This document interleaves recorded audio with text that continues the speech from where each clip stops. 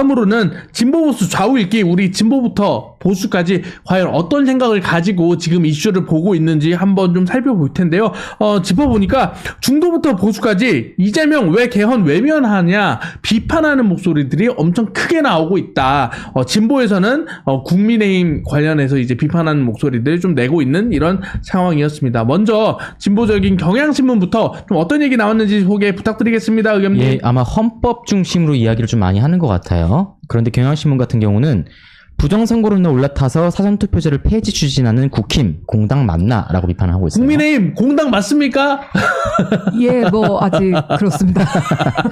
뭐 이렇게 경향신문이 이렇게 공당 맞냐 이렇게 비판하고 하고 있는 있습니다. 상황이에요. 내용으로 들어가면 장동혁 국민의힘 의원이 사전투표제 폐지를 골자로 하는 공직선거법 개정안을 대표 발의했습니다. 네. 사전투표제가 하락하던 투표율을 반전시킨 선거민주주의의 모범 사례로 꼽히는 현실을 감안하면 어이없는 일이다. 사전투표제에서 지금까지 근거가 될 만한 하자는 확인된 바가 없다. 투표율이 높으면 국민의힘에 불리하기라도 한 것인가. 부정선거 음모론을 키우려는 의도라면 유권자들이 용서치 않을 것이다. 라고 경향신문이 강하게 비판하고 있습니다. 사전투표제 폐지에 대해서는 조금 어떻게 좀 보고 계세요? 저 이거 극우라고 욕먹을 것 같은데 네. 저는 동의해요. 아니 이제 네. 극우라고 욕먹으셔도 하고 싶은 말은 그쵸? 해야죠. 근데 네. 이게 왜 그러냐면요. 네. 저는 이제 어쨌든 총선에 비례대표지만 출마를 했었잖아요. 네네. 다들 아시겠지만 그 본 선거운동 기간이 되게 길지 않아요.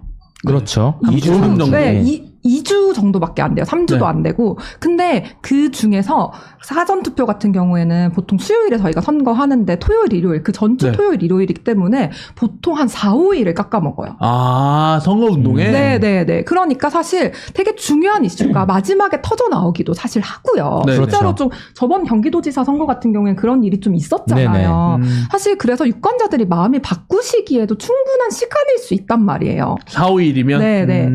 왜냐하면 선거운동 기간이 굉장히 짧기 때문에 그 전에는 선거법이 되게 무거워가지고 마이크도 못 잡게 한단 말이에요. 네. 그렇죠. 네. 근데 거기서 4, 5일이 삭제되는 것이 과연 유권자에게 충분한 권리를 보장하는 것인가에 대한 저는 그 의문은 있어요. 사전투표제 날짜가 너무 네네. 그 바타 있다. 네네네.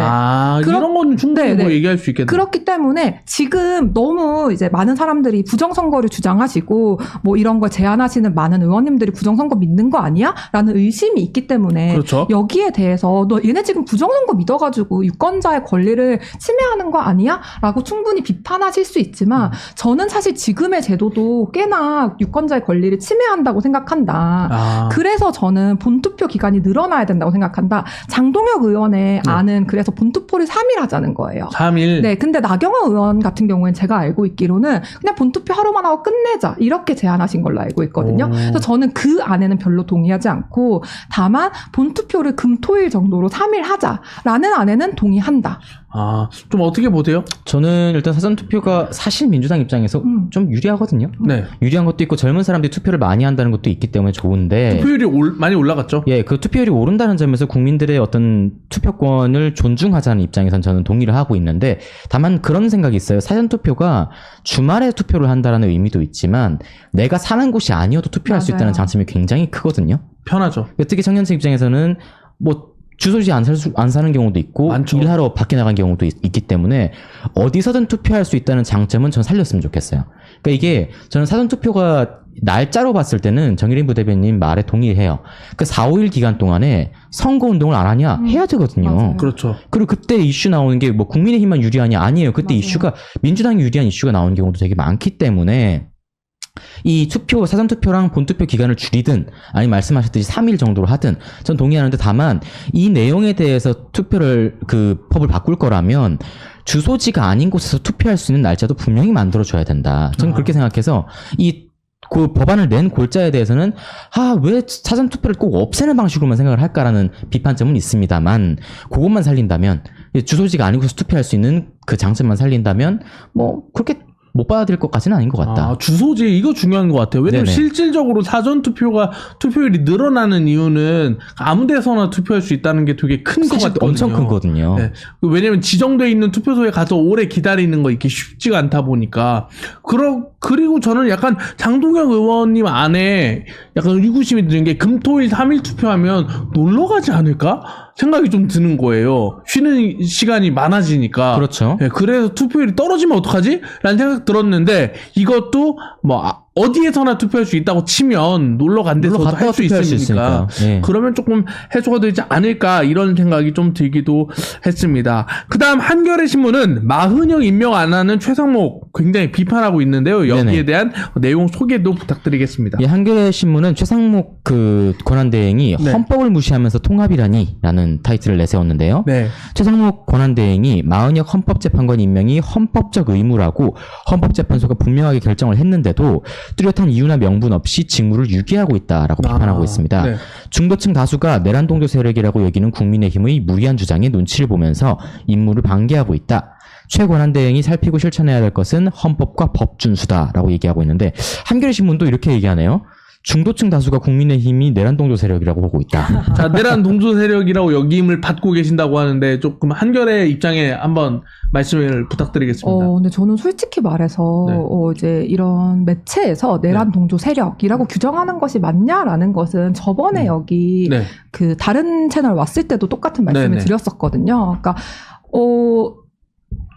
이재명 대표에 대해서도 아직 그 심판 받고 계신데 맞아. 거기에 대해서 저희가 뭐 범죄자다 이렇게 지금 얘기할 수는 없는 거잖아요. 아, 범죄자라고 얘기할 수 있지 않나? 그러니까 뭐 그렇긴 한데 이제 전가가 좀 있으시니까 네네. 어쨌든 지금 받고 네. 계시는 그 재판에 대해서 말씀인 예, 거죠. 그러니까 맞습니다. 이거에 대해서 물론 내란에 대해서 이렇게 더 엄격한 잣대가 이렇게 적용돼야 된다는 것도 저도 동의하고 인정도 하는데 그럼에도 불구하고 이렇게 단정지어 얘기하기로는 조금 부적절한 부분이 있지 않을까. 저는 개인적으로는 그렇게 생각합니다. 네. 근데 여기에 대해서 이제 마흔형 임명 안 하는 이유가 굉장히 조금 어떻게 보면 조금 너무 이제 잘 설득이 안 된다? 마흔형 왜 임명 안 하는지 애시당초부터 모르겠는 거예요.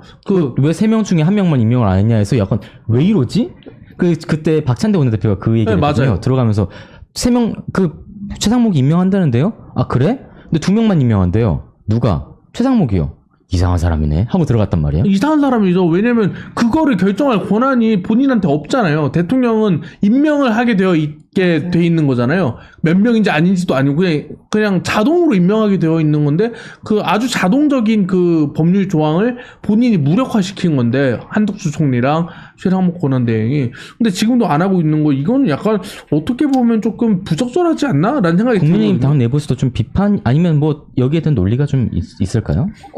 제가 생각할 때는요, 이제 국민의힘 내부의 의견을 여쭤보셨으니까, 예. 좀 더 극단적인 성향을 가지고 계신다거나, 아니면 네. 이제 탄핵 자체를 뭐 반대하신다거나, 뭐 이러신 분들 같은 경우에는 임명한 게 굉장히 정말 강하게 잘못됐다고 생각하셨어요. 임명 임명한 자체가. 거 이 제가. 당시에도. 네. 그래서 이분이 정말 나름대로 묘수라고 생각을 하셨을 거라고 생각해요. 그래서 이제 조금 더 당내에서 마일드하신 분들 같은 경우에는 그지 이 정도가 지금 할 수 있는 일이지라고 조금 납득을 하셨던 걸로 저는 이해했습니다. 타협안 같은 현실적 타협안. 네네네. 그러니까 이게 옳다 그르다라기보다는 지금 할 수 있는 선택이지 않았나. 왜냐하면 그 당시에 다들 기억하시겠지만 너무 혼란스러웠어요. 맞아요. 네, 그러니까 너무 혼란스러웠고 사실 저희가 가지고 있었던 그러니까 국민으로서 가지고 있었던 큰 두려움 중 하나는 뭐냐면 최상목까지 탄핵되냐. 네. 근데 그렇다고 해서 만약에 다 임명했을 때 이 사람이 버틸 수 있느냐. 최상목 그러니까 여당까지 이뤘을 때 이 사람이 버틸 수가 있느냐. 이미 야당에서는 내란 공조 세력이라고 엄청나게 비난을 하고 있는데. 네네. 그렇기 때문에 할 수 있는 거의 유일한 선택지였지 않느냐라고 뭐 이제 어떤 분들은 그렇게 생각을 하시는 것 같고 저도 그 의견에 다른 의견들보다는 좀 더 공감이 됐던 것 같습니다. 최상목 대행이 이제 자리를 조금 그래도 지켜야 나라가 안정적이다 보니까 네. 여야를 어떻게 하면 이건 두 당한테 이제 스크래치 안 받고 할 수 있나라는 생각에. 그러니까 본인은 나름대로 큰 결단을 하셨는데 그때 야당한테 엄청난 비난을 그렇죠. 받으셨잖아요. 그렇다 보니까 이제 아예 노선이 트셨잖아요. 네네. 그러니까 그거는 사실 좀 정치적으로도 별로 좋지 않은 선택이었던 것 같다. 네. 물론 이분이 헌재 판결이 났으면 만약에 그때 그렇게 비난받지 않으셨다면 헌재 판결 나면 어쩔 수 없이 더 하셨을지 않았을까. 네. 저는 그런 생각이 들어서 좀 안타깝긴 해요. 물론 이게 헌재에서 이렇게 판결이 났는데 안 하시는 게 옳다고 생각하는 건 아니에요. 전 해야 된다고 생각을 하는데 근데 어쨌든 이분 입장을 굳이 이해하자면 그런 것 같습니다. 그리고 박수영 의원 그 단식 하잖아요. 네네. 저는 근데 그 단식 이유가 너무 이해가 안 가는 음. 거예요. 최상무 임명하지 말라고 단식하는 거잖아요. 네, 그 네. 마은혁. 야, 마은혁. 네. 마은혁 헌법재판관 임명하지 말라고 단식하는 건데, 아니, 헌법재판소에서 대통령 권한 대행이 잘못했다 했는데, 그거를 반대하기 위해 국회의원이 단식을 하는 게 조금 이상하잖아요. 입법부면 법을 지키는 게 일인데, 법을 어기라고 단식을 하고 있는 상황이 되는 거잖아요. 두 가지 이유가 네. 있는데요. 제가 동의하는 건 아니고요. 네. 이제 일단 헌재가 오염됐기 때문에. 논리가 네, 그렇죠. 헌재가 예, 예. 오염됐기 때문에. 아. 그다음에 두 번째로는 이제 언제라고 안 써져 있으니까. 언제 임명해야 아니, 되나? 저는 그래서 이 두 번째 때문에 네. 걱정인 게, 막, 그 최상무 권한대행이 이러든 저러든 계속 그냥 임명 안 하고 미루고 있으면 단식 기간이 점점 늘어날 거 아니에요. 어떻게 그러면? 그게 걱정인 거예요. 이건 이런 이유 때문에 생각을 좀 더 해보겠습니다. 생각을 좀 더 해보면 더 해볼수록 안 하겠다고는 안 할 거 아니에요. 그렇죠. 못하죠. 더 해보겠다 그러면 박수영 의원은 계속 굴는 거잖아요. 아이고, 안타깝네. 그게 걱정인 거예요, 사실. 조금 더 그 단식할 만한 더 큰 이슈들이 있었을 텐데, 약간 너무 지엽적인 이유로 단식을 하는 게 아닌가. 그러면 이제 본인이 계속 단식 기간을 계속 늘려갈 수밖에 없는 이 상황에서 쳇바퀴 돌듯이 계속 단식을 하게 될 것 같단 말이에요. 근데 이제 저희가 볼 땐 좀 저희가 볼 때라고 하긴 좀 그렇지만 이제 보통 국민들이 볼 땐 지엽적이라고 네. 생각할 수 있지만 일단 저희 진영 내에서는 굉장히 중요한 이슈인 거죠. 마은혁 임명이. 네. 여당 사실 내부에서. 내부에서 왜냐하면 절대로 인정할 수 없는 인사다. 네. 라고 일단은 좀 그런 인식이 좀 공유가 되어 있고요. 그러니까 마은혁은 절대 안 된다. 왜냐하면 이 사람은 정말로 사상에 문제가 있는 사람이기 때문에 네. 라는 게 일단 좀 강한 것 같고요. 네. 그 다음에 좀 두 번째로는 이것이 최종 방어선이다. 라고 좀 설정을 하신 것 같아요. 그런 분위기가 있을 수도 있겠군요. 네네. 예상하지 못한 거지만 약간 근데 지금 이렇게 헌법재판소에서 이 윤석열 대통령 탄핵 그 심리를 진행하고 있기 때문에 이런 거 관련해 가지고 계속 이제 마은혁 이슈에 매달려 있는 게 사실 그 현실적으로 뭔가를 바꾸거나 하는 거에는 크게 도움이 되는 일이 아니다 사실 근데 보니까. 국정 안정이 최상목 장관의 제일 큰 목적이기도 하고 네. 저는 사실 모르겠어요. 이건 제 상상력인데 최상목 권한대행이 탄핵이 되면 다음이 이주호 장관이 네. 교육부 총리가 권한대행을 하는데 그거에 대한 불신이 있을 수도 있다는 개인적인 생각이 좀 있고요. 왜냐하면 최상목 권한대행이 본인이 어쨌든 간에 관료 출신이고 경제를 많이 알고 있는데 이 국정 상황이 굉장히 혼란스러운데 이걸 이주호 부총리가 차마 감당할 수가 없다. 내가 진짜 이걸 어떻게든 깔고 앉아서라도 지켜야 된다는 생각이 좀 있으신 것 같다는 개인적인 상상력이 좀 있고요. 그러니까 사실 관료 출신이시고 예. 기재부 관료를 오래 하셨고 그다음에 정말 그 경제에 대해서 엄청난 책임감이 있는 분은 맞는 것 같아요. 그렇기 때문에 그 당시 경제 상황 안정을 위해서 나름대로 했던 선택이신 것 같다는 데에서는 저는 조금 인정을 해드리고 싶습니다. 네. 여기까지 한번 이제 마무리해 보도록 하고요.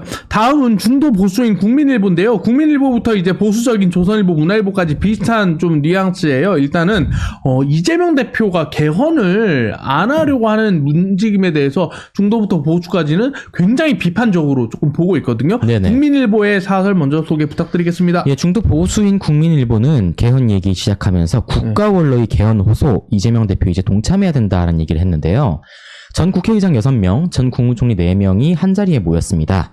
그러면서 권력분산 대통령제, 의원 내각제, 중대선거구제 등 다양한 비전을 제시한 원로들이 이구동성 지적한 문제는 왜 그동안 개헌하지 못했는가였다. 지금이 다시 오지 않을 개헌의 혹이라고 하면서 이재명 민주당 대표가 계속 외면한다면 자신의 대권을 위해서 절박한 국가개혁을 팽개치는 일이 될 것이다 라고 비판하고 있습니다.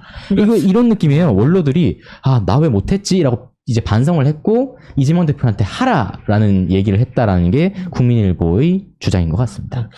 그 원로들도 약간 조금 본인이 현직일 때 하지 좀 왜 꼭 사실 그 얘기가 많이 안 나오죠. 하고. 예. 개헌은 맨날 한다 그래요. 제가 정치부 기자 10년 하면서 느꼈는데 매년 개헌한다 그래. 맞아요. 매년 개헌한다 그러는데 매년 현역 의원이 안 해. 매년 원로들만 하자 그래.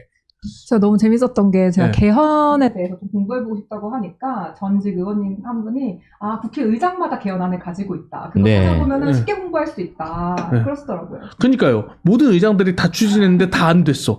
아마 87년 이후에 뭐 노태우 대통령 때 아마 개헌이 됐죠. 네네. 개헌이 됐고 그 이후에 김영삼 대통령 때부터 김영삼 대통령을 제외하고 모든 대통령이 개헌 얘기를 했어요. 네. 그럼 문재인 대통령은 개헌 안까지 냈고 안 됐잖아요. 안 됐죠. 근데 여기 국회의장 출신도 있고 총리 출신도 있잖아요. 사실은 이분들이 이재명 대표가 해야 된다라고 얘기하기 전에 반성부터 해야 된다고 생각을 했는데 하시더라고요. 우리가 못했다. 예, 반성도 하세요.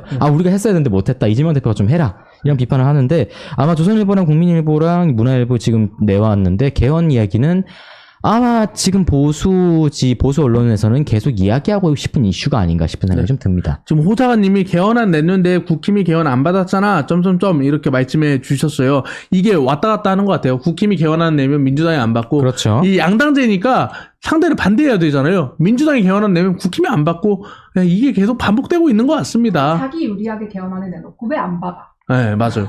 여기서 협의를 해서 3분의 2가 동의해야 되니까 굉장히 좀 질이 멸렬하지만 협상에 이 시간이 필요한데 그 시간을 갖는 걸 못 본 것 같아요. 그냥 네네. 개헌안만 언론에 툭 던져가지고 이목 집중하고 여기서 장사하고 이제 끝나는 이런 이미지로 또 가고 있는 것 같습니다. 조선일보 이슈도 한번 소개 부탁드리겠습니다. 예, 조선일보도 개헌으로 미래 열자라는 얘기를 했는데요. 네. 여야와 보수 진보에 상관없이 정치 원로들이 모였다. 네. 다음 대통령이 임기를 단축해서 총선과 대선의 주기를 맞춰야 한다는 주장도 있다. 이거 뭐 한동훈 대표님도 얘기를 했었던 네. 내용이죠. 네네. 문제는 이재명 민주당 대표 한 사람이다. 딱 한 사람이다. 네. 3년 전 대선 당시에 이재명 후보는 5년 단임제를 4년 중임제로 바꾸는 개헌을 주장하면서 당선되면 임기를 1년 단축하겠다고도 공약했다. 그러나 자신이 여론조사에 1위가 되자 개헌을 외면하고 있다라면서 이재명 대표에 대한 강한 비판을 내세우고 있습니다. 역시 조선일보죠. 예. 개헌 얘기하면서도 아주 명확하게 딱 꼬집어서 이재명 분명히 개헌하겠다고 했는데 왜 네가 대통령 될 것 같으니까 안 한다 그래? 이렇게 비판을 좀 하고 있는 상황이었습니다. 이재명 대표는 왜냐면 지금 저스틴 님이 이재명 개헌 왜 안 하려고 하는지 진짜 이유 하나도 모르겠네라고 댓글 달아주셨거든요. 네네. 왜 안 하려고? 근데 한다고 해도 되지 않나? 예. 근데 개헌 이슈가 이게 내부적으로도 사실 하자고 이거는 뭐 이제 제가 뭐 제 말에 대해서 뭐 증거를 댈 건 없으니까 네. 그래서 제가 듣는 거는 민주당 내부에서도 개헌의 목소리가 있습니다. 네. 그리고 개헌안도 지금 본인들끼리 좀 결과도 보고 있고 한데 이재명 대표는 그런 것 같아요. 모든 지금 국정 이슈가 이재명과 민주당이 리드해야 된다는 강한 생각이 있는 것 같아요. 네네. 그러다 보니까 이 개헌이 외부의 어떤 세력에 의해서 특히 국민의힘이 먼저 개헌을 하자고 흔히 말해서 선빵을 쳤기 때문에 맞아요. 그건 맞죠. 이걸 민주당이 주도하는 개헌으로 끌고 가기 위한 전략을 준비하는 중이지 이 민주당이 사실 개헌을 반대할 논리가 말씀하셨듯이 크게 없단 말이에요. 네, 왜냐면 개헌을 하겠다 그러고 개헌이 그 다당제 만드는 거 꿈이라 그랬고 지금이 적절한 기회라는 거는 이제 국민들이 70% 동의하는 이런 여론조사도 나오고 다만 심지어, 다만 외부에서 얘기하는 특히 지금의 여당 국민의힘이 주도하는 개헌안을 네. 민주당이 받는 형국으로 가면 네. 이것 또한 무슨 민주당이 국민의힘을 심판해야 되는데 그 이미지에 맞지 않고 민주당과 이재명이 주도하는 개헌을 시민들이 필요로 하면 민주당이 주도하겠다라는 정도의 입장이지 않을까. 그게 아니면 사실 저도 얘기를 해보지만 그 외에는 논리랄 게 없더라고요. 왜 반대하는지. 결국 이제 윤석열 심판이 중요하다. 맞는 얘기입니다. 민주당에서는. 근데 심판이 끝나고 나도 대선은 60일인데 그 60일 동안에 이재명 대표가 개헌에 대해서 언급을 할 것 같다는 확률이 굉장히 높더라고요. 그래서 민주당 내부에서도 충분히 다양한 의원들이 개헌에 대해서 고민을 하고 있는 건 사실입니다. 예. 오작가님은 일단 탄핵이나 끝나고 개헌 이야기하소 이렇게 그렇죠. 이야기를 이게 딱 그 내용입니다. 네, 이게 이제 딱 민주당에서 내용입니다. 이야기하는 내용이 딱 탄핵 끝나고 근데 탄핵은 거기서 하는 거잖아요. 헌법재판소에서 탄핵 결론 낼 때까지 아무런 싱킹을 안 하고 그냥 가만히 있을 수는 없잖아요. 뭔가 미래에 대해서 생각을 해야 되지 않나? 헌법재판소에서 탄핵을 시킬 경우에는 나라를 이렇게 해야지. 안 시키면 이렇게 해야지. 생각을 해야 될 것 같은데. 우리 민주당은 단일 대우로 뭉쳐서 대선을 치러야 되기 때문에 개헌안도 민주당이 주도해야 되는 거고 지금부터 다양한 목소리 내지 말라라고 하는 것과 가깝다고 생각하시면 될 것 같습니다. 굉장히 저는 그거는 좋지 않은 이런 태도가 아닐까 생각이 드는데 이 와중에 한동훈 대표 예, 최측근 아닙니까? 제가요? 예. 제가 그냥 마음대로 정했습니다. 한동훈 국민의힘 대표의 최측근으로 제가 마음대로 정했는데요. 아니, 개헌안을 안 그래도 좀 말씀하시는 것 같길래 어떤 내용 위주로 좀 말씀하시는지 궁금해서요. 뭐 사실 구체적으로 안을 언급하신 것까지는 아니라고 알고 있고요. 네네네. 그냥 네. 인터뷰 같은 데서 조금 언급하신 게 이제 네. 본인은 3년 하고 물러나겠다, 개헌만 하고 물러나겠다. 이게 이제 가장 중요한 포인트인 것 같고, 그다음에 이제 선거제도 개편해야 된다. 네. 뭐 그런 이야기를 주로 하셨던 것 같고, 양원제 했으면 좋겠다. 아, 양원제. 네, 그러니까 지금 뭐 전혀 이렇게 뭐랄까 견제할 수 있는 국회를 견제할 수 있는 수단이 없다 보니까 그렇죠. 이제 국회가 양원화돼야 되는 건 아니냐 뭐 그런 이야기를 좀 중점적으로 하신 것 같아요. 오, 3년 대통령. 네. 이거 굉장히 자기 기득권 내려놓는 거다 보니까 쉽지 않은 일인데 요새 유승민 전 의원도 3년 대통령제 얘기한 거 같고 김동연 그 경기지사도 그런 얘기를 한 것 같아요. 그러니까 이제 이재명 대표만 문제다라고 네. 말씀을 하신 것 예, 같아요. 안 그래도 국민일보에서도 엊그젠가 그 이재명 대표 말고 다 개헌 얘기에서 좀 포위가 돼 있다. 이재명 대표가 이제 그 입장을 밝힐 때가 되지 않았겠느냐 이런 이야기가 조금 나오고 있었습니다. 네. 마지막으로 문화일보 역시 개헌 이야기하고 있는데요. 관련해서 내용 정리 부탁드리겠습니다. 네, 문화일보는 개헌 촉구가 본물 터지듯 나오는데 홀로 뒷짐지고 대권 행보하는 이재명.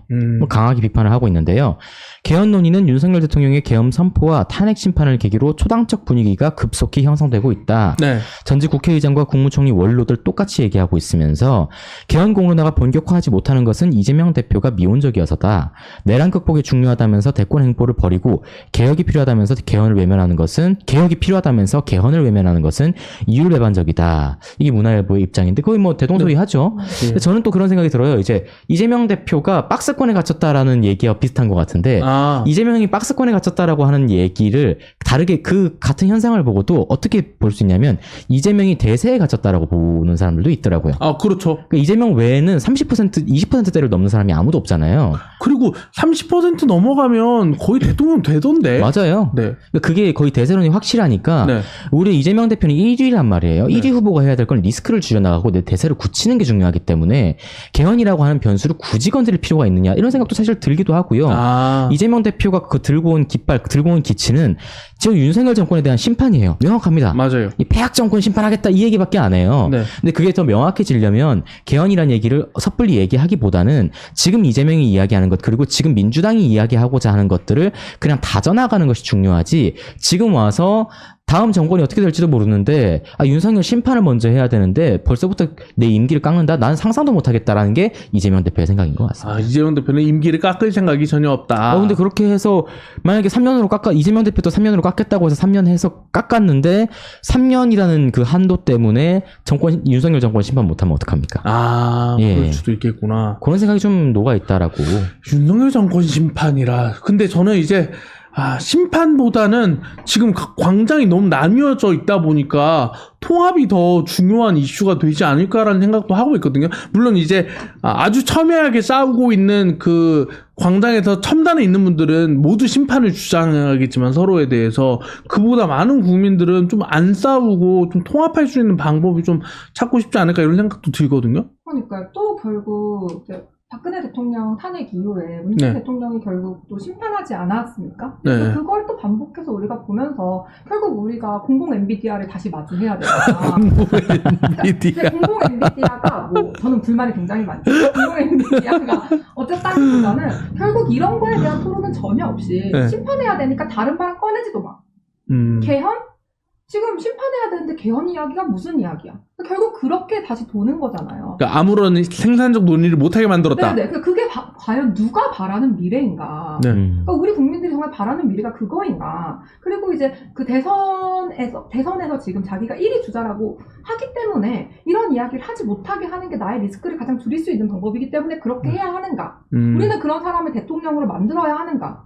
에 대해서 저는 솔직히 굉장히 큰 불만이 있어요. 그러니까 제가 국민의힘에 소속된 정치인이어서가 아니라 정말 국민의 한 사람으로서 너무 절망스럽고 제가 마주하고 싶은 미래가 아니라고 확신하고 있습니다.